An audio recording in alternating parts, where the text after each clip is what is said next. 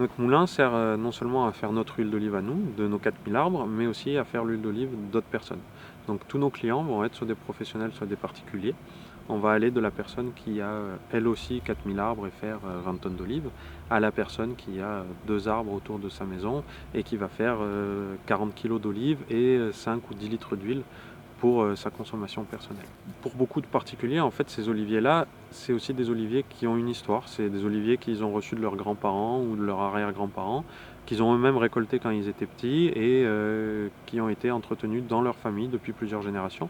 Donc, qui continuent en fait à entretenir ces arbres. Et donc, quand ils arrivent ici avec leurs olives, forcément, c'est toujours les plus belles olives de la saison.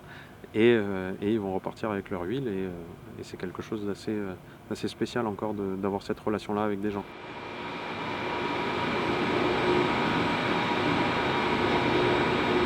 Donc on a les olives qui arrivent, qui sont livrées soit par les clients, soit qui sont ramenées nous de nos cueilleurs. Donc plus les olives sont fraîches, au meilleure est la qualité. On va amener les olives donc dans une première machine qui est une laveuse et feuilleuse.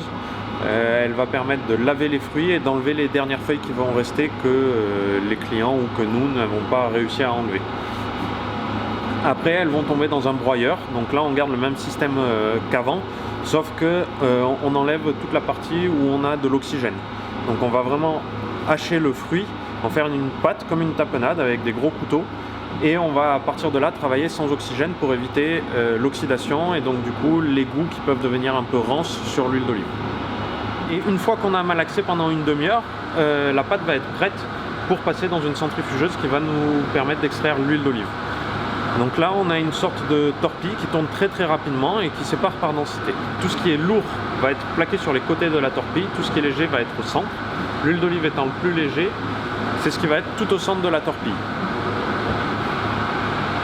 C'est des machines qui sont donc très sensibles, qui vont demander un savoir-faire assez élevé et qui vont demander aussi un temps de travail qui est plus long que les machines plus industrielles.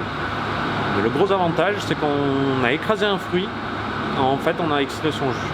C'est tout. On n'a rien rajouté, on n'a pas mis d'eau, on n'a pas chauffé et on vient récupérer un pur jus de fruit de la meilleure qualité possible.